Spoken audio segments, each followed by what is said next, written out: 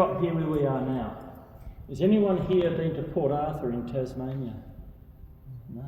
They have a similar thing down there actually. In the church down there they still have it, because that closed in the 1850s. Where these markings are, it's like a one-man sentry box made out of solid jarrah. The convicts are brought in one at a time with a guard and locked into that box. It's completely solid, standing room only, completely solid, apart from one small eye slit at the front facing the freedom. But you can't see the convict in front, you can't see the one behind, you can't see the one either side. You're in separate system, no communication. We started to receive the first of the Irish political prisoners in 1861, and being mainly of the Catholic faith, they refused to worship in this Church of England church. They asked the governor, can we have a place of worship for ourselves? He turned around and said, no, that's not going to happen. It's mainly English here, and the main religion of the English, Protestant faith, Protestant church, end of story.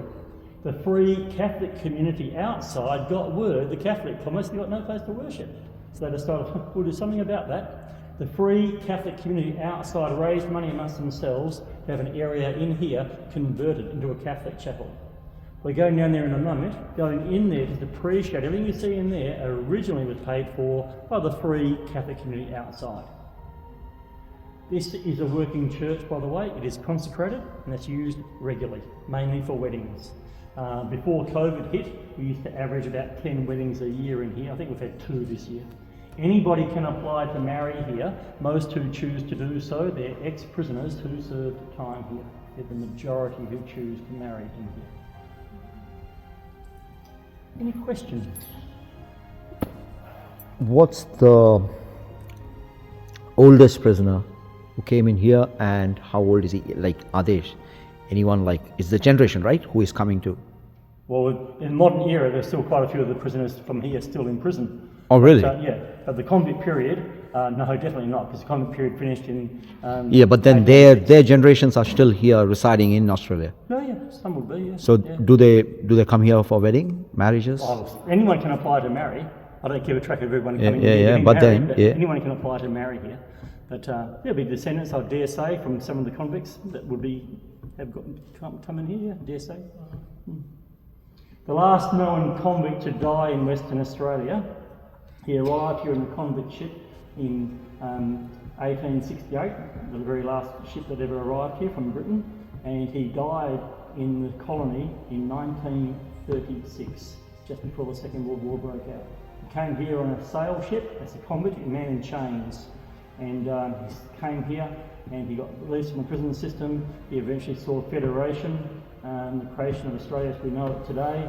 He also saw the First World War, saw steamships coming, he saw motor cars arrive and all sorts. So he had one hell of an interesting life from when he arrived here in chains on a sail ship to when he died in 1936. Okay, make sure you have all your belongings, watch these steps. We're off to church again.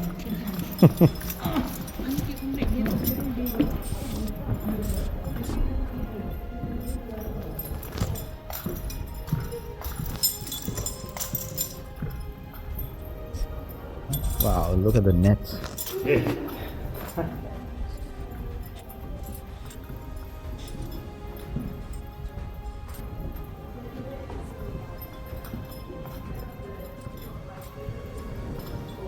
So all these woods, the wooden panel, the wood was brought in from Australia, used from Australia or from England? Jarrah. Yeah? That's all local, as I said before. All right, okay. So all the local jarrah. This is different. I'll touch on it very briefly in a moment. But, all the original wood stands, Yeah. jarrah timber.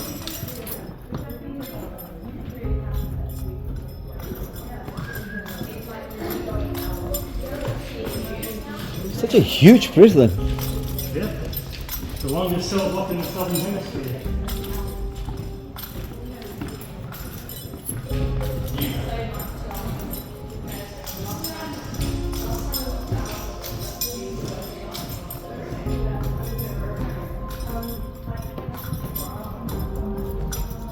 The arches in the church are made from the boats.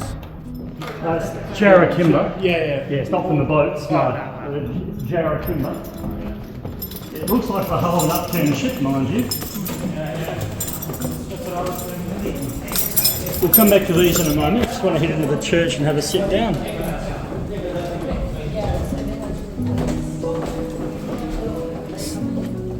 As the church.